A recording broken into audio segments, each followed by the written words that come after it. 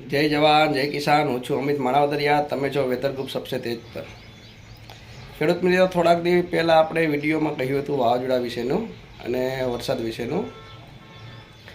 તો આજે તમારા સમક્ષ ફરી રજૂ થાઉં છું. વરસાદ અને વાવાઝોડાનું શું પરિસ્થિતિ છે આવનારા દિવસોમાં એ. તો સૌ પ્રથમ તો આપણે જે અરબી સમુદ્રમાં સિસ્ટમ બની રહી છે તેની આપણે વાત કરીએ, પછી આપણે વરસાદની વાત કરીએ. તો જે અરબી સમુદ્રમાં વાવાઝોડાની કેટેગરી મુજબની એક સિસ્ટમ બનવાની છે.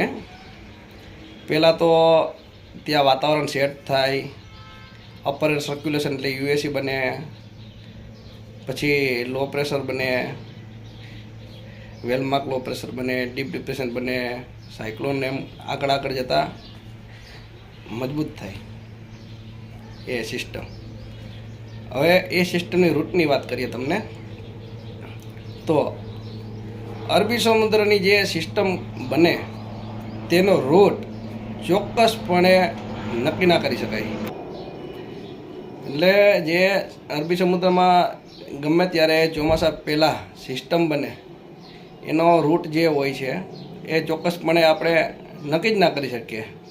પણ જે મિત્રો આગાહી આપતા હોય છે, આગાહી એટલે માહિતી આપતા હોય છે, તો મોડલના અભ્યાસ મુજબ આપણે જે પાછલા વર્ષો જે વીતી ગયેલા છે તેમાં અરબી સમુદ્રમાં જે સિસ્ટમ બનતી હોય છે તેનો રૂટ વધારે ઓમાન અથવા તો પાકિસ્તાન તરફ જતો હોય છે, અને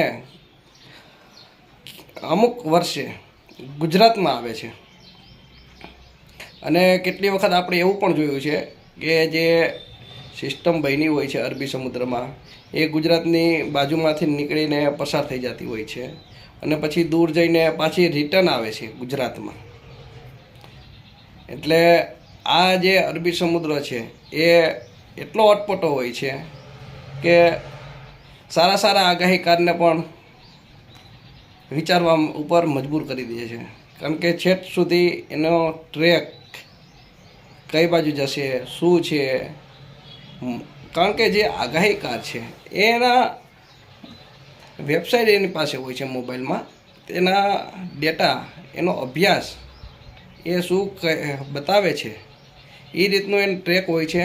એટલે કોઈ પણ આગાહીકાર હોય એ ડેટા એના જોઈ અને એમાં જે શું બતાવે છે મોડલ, એનો અભ્યાસ કરીને માહિતી આપતા હોય છે. હવે જે આ અરબી સમુદ્રની સિસ્ટમ છે એ આપણે અંદાજ કરીએ, આગાહીકાર હોય અંદાજ કરે કે અલગ અભ્યાસ કરતા હોય છે. એમાં દરિયાનું તાપમાન, પવનની દિશા, પવન કેવો છે એ બધું. તો એના અનુસંધાને આપણે જોઈ શકીએ તો જે આ વખત 2025માં મે મહિનામાં અત્યારે 22-24 તારીખની આસપાસ જે અરબી સમુદ્રની સિસ્ટમ આકાર લઈ રહી છે તે સિસ્ટમ અંદાજ આપણે કરીએ તો તે સિસ્ટમ ગુજરાતની નજીક આવીને પાકિસ્તાન તરફ જશે અથવા તો ઓમાન તરફ જશે. અને આ સિસ્ટમના લીધે આપણે ગયા વિડીયોમાં કહ્યું હતું મુંબઈ ને ગોવા એ ત્યાં જોર વધારે રહેશે, કારણ કે ત્યાંથી જ પસાર થશે એને દરિયાકાંઠેથી, એટલે એ બાજુ વરસાદ પણ વધારે થશે. હવે આપણે વરસાદની વાત કરીએ તો જે દક્ષિણ ભારત છે એ નીચેનો પટ્ટો જે આપણે નકશામાં હોય છે તો ત્યાં વધારે વરસાદ થશે 8-10 ઇંચની આસપાસ આગાહી સમયમાં. પછી આપણે ગુજરાતની વાત કરીએ તો ગુજરાતમાં જે દક્ષિણ ગુજરાત છે તેમાં છૂટાછવાયા વિસ્તાર. પહેલાં તો તમને એ કહી દઉં કે આ જે રાઉન્ડ છે વરસાદનો એ સાર્વત્રિક નથી. આ જે રાઉન્ડ છે એ સાર્વત્રિક નથી. 80% વિસ્તારને આવરી લેશે એવું છે હાલ. હવે જે દક્ષિણ ગુજરાત છે, હવે જે આ દક્ષિણ ગુજરાત આપણે વાત કરીએ છીએ તો દક્ષિણ ગુજરાતમાં વરસાદ થશે. અને સૌરાષ્ટ્રની વાત કરીએ તો સૌરાષ્ટ્રમાં, દક્ષિણ સૌરાષ્ટ્રમાં વરસાદનું જોર વધારે રહેશે. અને સૌરાષ્ટ્રની વાત કરીએ તો જે દરિયાપટ્ટી છે એ સૌરાષ્ટ્રમાં વરસાદનું જોર રહેશે. અને પવન પણ રહેશે 40-45 ઝટકાના પવન, 60-70ની આસપાસના, કારણ કે અરબી સમુદ્રમાં સિસ્ટમ છે તો ઘા કરશે જ પવનથી. હવે કચ્છ અને ઉત્તર ગુજરાતની વાત કરીએ. મધ્ય ગુજરાતમાં પણ વરસાદ થશે, જે સુરેન્દ્રનગર જિલ્લો છે, અમદાવાદ છે, એ બાજુ વડોદરા અને એ બાજુ તો વરસાદ થવાનો જ છે આ સિસ્ટમના લીધે. હવે કચ્છ અને ઉત્તર ગુજરાતની વાત કરીએ ખેડૂત ભાઈઓ, તો ત્યાં સીમિત વિસ્તારમાં વરસાદ જોવા મળશે 24 તારીખ પછી. ધીરે ધીરે લોટરી મુજબ છે અહીંયા, અને આ બાજુ પણ એવું છે. સીમિત વિસ્તારો બાકી રહેશે, જે દક્ષિણ સૌરાષ્ટ્ર, દક્ષિણ ગુજરાત, સૌરાષ્ટ્ર છે, પશ્ચિમ સૌરાષ્ટ્ર છે, ત્યાં અમુક જ એવા વિસ્તાર છે ત્યાં ઓછો વરસાદ થશે.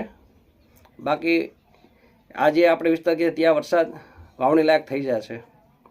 અને આગળ જતાં કોઈ ખેડૂત ભાઈઓને આ રાઉન્ડમાં સારો એવો વરસાદ થઈ જાય વાવણી લાયક, તો વાવેતર કરવું ના કરવું એ ખેડૂત ઉપર હોય છે. અમારે ફક્ત માહિતી આપવાની હોય છે.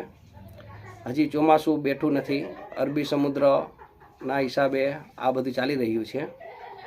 સમય અનુસાર આપણે આના પછીનો રાઉન્ડ ક્યારે ચાલુ થશે એ પણ આ રાઉન્ડ પૂર્ણ થશે ત્યારે આપશું. હવે આ રાઉન્ડ કેટલા દિવસ ચાલુ રહેશે એની તમને કહું તો 21-22 તારીખેથી છૂટાછવાયા વિસ્તારમાં રેડા ઝાપટાથી ચાલુ થશે. 21-22 તારીખે આવે, પછી 26-27-28 તારીખેની એ થોડુંક જોર રહેશે. જોકે 25 તારીખેથી જોર વધી જશે. પછી આ રાઉન્ડ આપણે જૂનના 4 કે 5 તારીખ સુધી જોવા મળશે. ત્યાં લગીનું આપણે એનાલિસિસ તૈયાર કરેલું છે. ત્યારબાદ શું થશે આપણે 4 અથવા તો 5 જૂને ફરીથી તમારા સમક્ષ રજૂ થશું. વાવણી લાયક વરસાદ થતો હોય છે તો વાવવું ના વાવવું એ ખેડૂત ભાઈઓ પર નિર્ભર છે. જય જવાન, જય કિસાન, જય દ્વારકાધીશ સૌ મિત્રોને.